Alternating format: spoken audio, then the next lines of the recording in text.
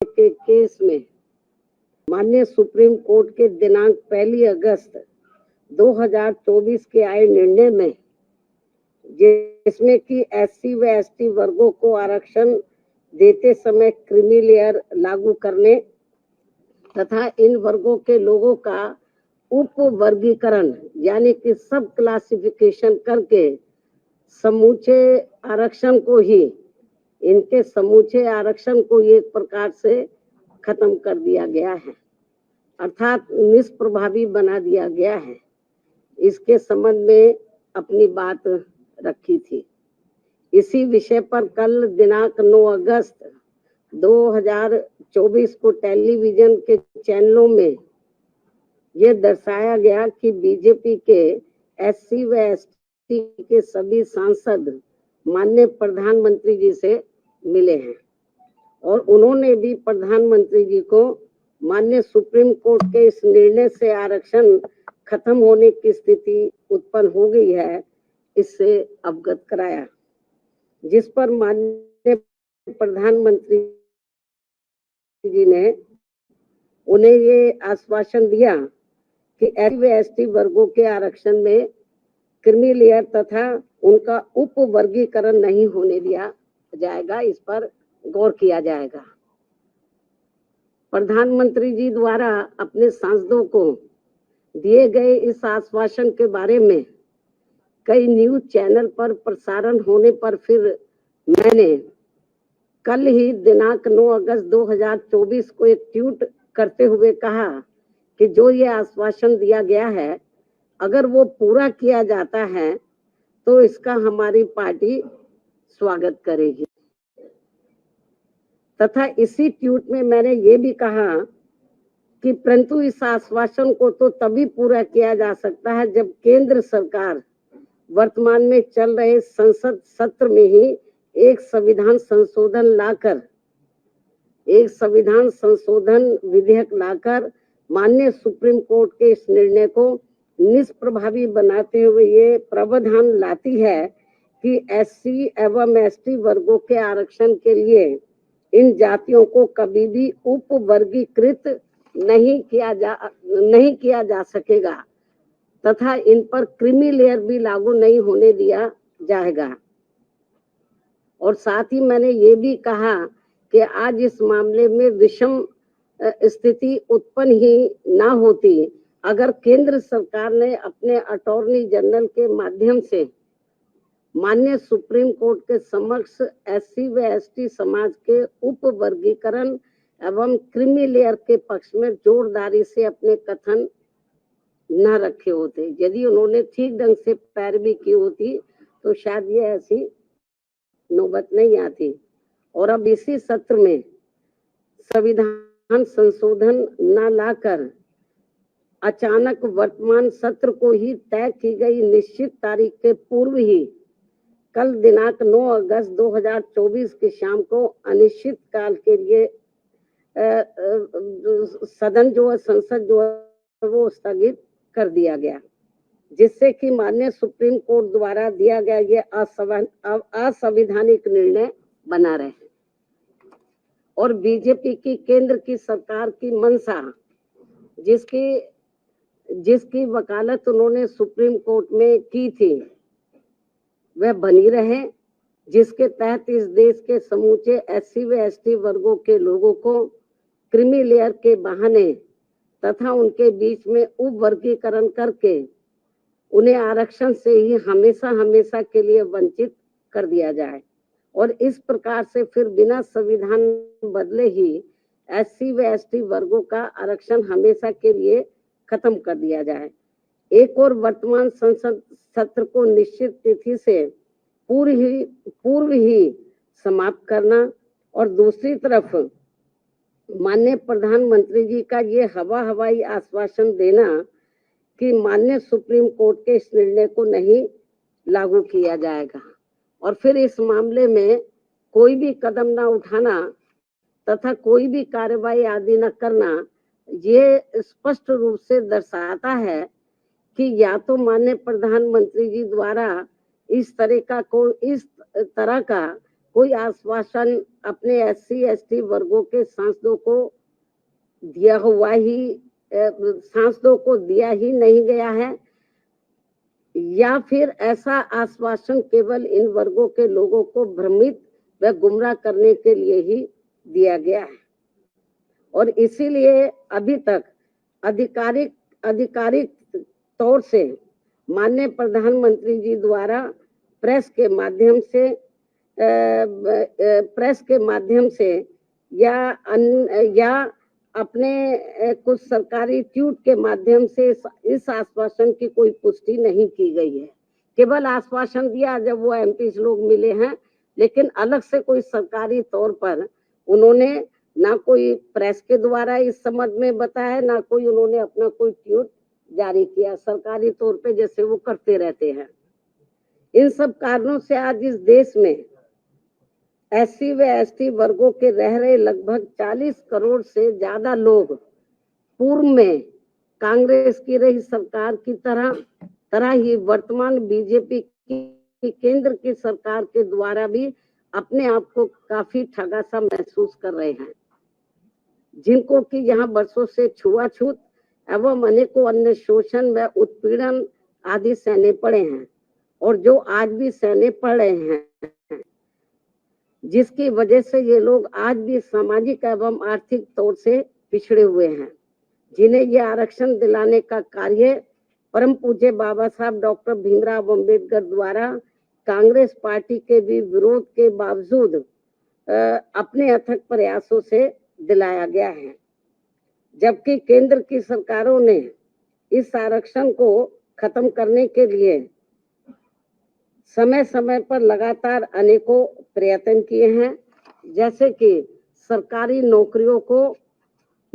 को खत्म करके कॉन्ट्रैक्ट के माध्यम से कार्य कराना, जिनमें उनके द्वारा नियुक्त कर्मचारियों पर कोई आरक्षण लागू नहीं होता है। सरकारी उपक्रमों अर्थात संस्थानों को निजी हाथों में बेचकर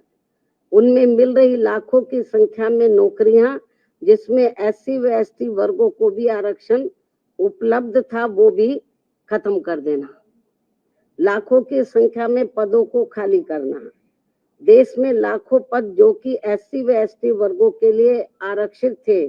उन्हें सालों से खाली रखना और बाद में उन्हें समाप्त करके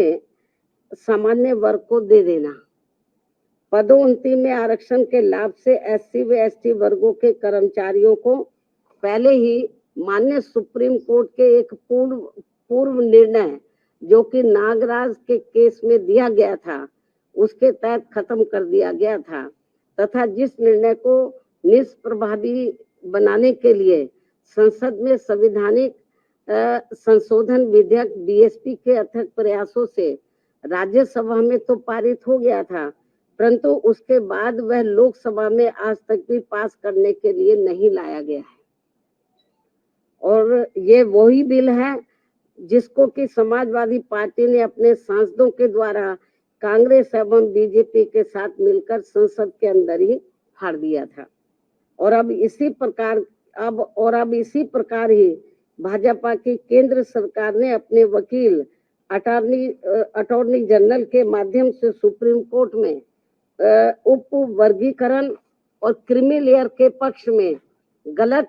दलीलें दिलवाई थी, जिसकी वजह से ही नागराज के निर्णय की तरह दविंदर सिंह बनाम पंजाब राज्य के केस में भी माननीय सुप्रीम कोर्ट द्वारा दिनांक 1 अगस्त 2024 को आरक्षण के विरुद्ध निर्णय दिया गया है, जिसका सीधा असर ये होने वाला है कि अब संपूर्ण SC व ST वर्गों को आरक्षण प्राप्त नहीं हो सकेगा, क्योंकि इस निर्णय के अंदर ऐसी व्यवस्था कर दी गई है कि अब पूरे देश में राज्य सरकारें अपने अपने राजनीतिक फायदे के हिसाब से SC व ST वर्गों के लोगों को आपस में ही लड़वाने का काम करेंगी और इन वर्गों के लोगों को जीवन भर कोर्ट कचहरी के ही चक्कर लगाने के लिए मजबूर कर देगी और फिर अंत में इनके सभी आरक्षित पद खाली पड़े रहने के कारण या तो ये पद खत्म कर दिए जाएंगे, अन्यथा इन्हें सामान्य वर्ग को ही दे दिया जाएगा। ऐसे में मेरी इस देश के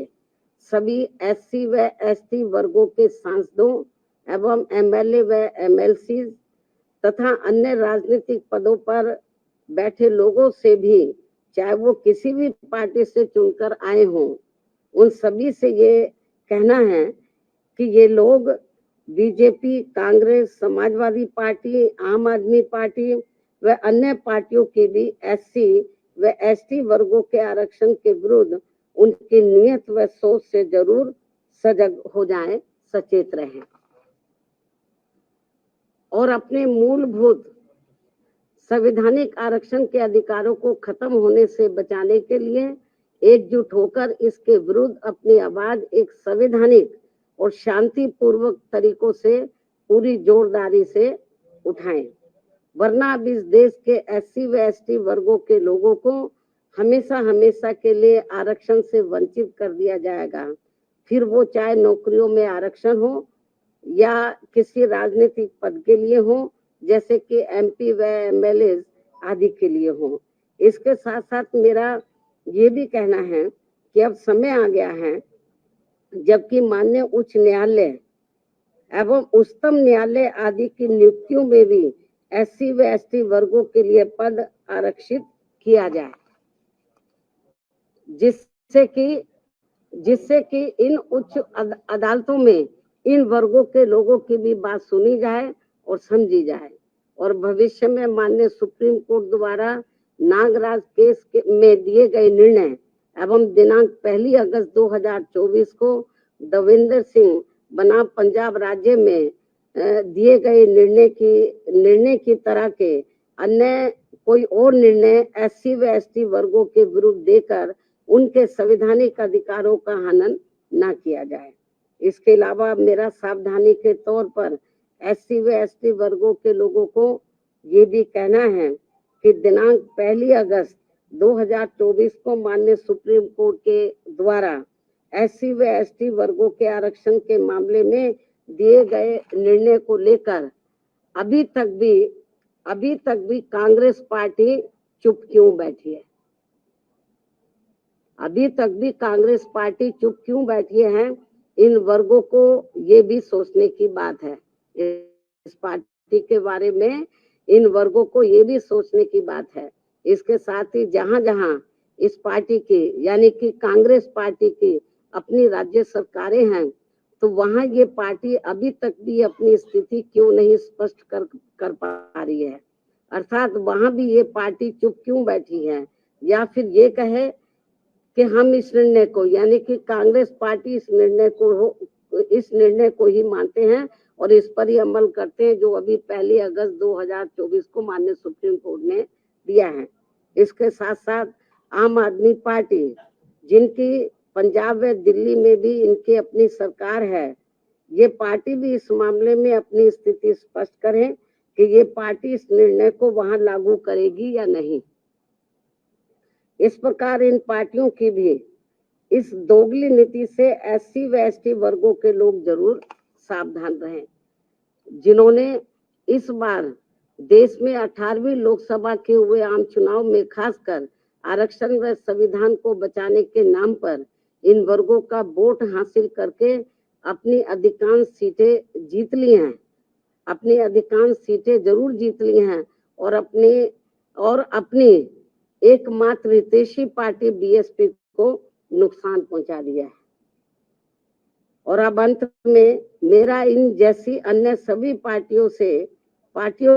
से भी यही अनुरोध है कि वे भी इस देश के करोड़ों एससी व एसटी वर्गों के लोगों के समक्ष इस निर्णय के मामले में अपनी अपनी पार्टी का स्टैंड जल्दी ही स्पष्ट करें, ताकि सही स्थिति इन वर्गों के सामने आ सके। बाकी जो पार्टियां चुप बैठी हुई हैं अपनी स्थिति, चुनाव में तो ये बड़ी बड़ी बातें कर रहे थे संविधान बचाने की, आरक्षण बचाने की। अब ये जो 1 अगस्त को जो अभी रिसेंटली अभी जो निर्णय आया है, उस निर्णय पर तो अब ये संविधान नहीं दिखा रहे किसी को। अब ये आरक्षण की बात नहीं कर रहे कांग्रेस पार्टी एंड कंपनी के लोग और भी पार्टियों के लोग, तो अभी नहीं ये संविधान की बात करे ना इनके आरक्षण की बात कर रहे। तो इसलिए मेरा यही कहना है इन सभी पार्टियों से, चाहे बीजेपी है, कांग्रेस है,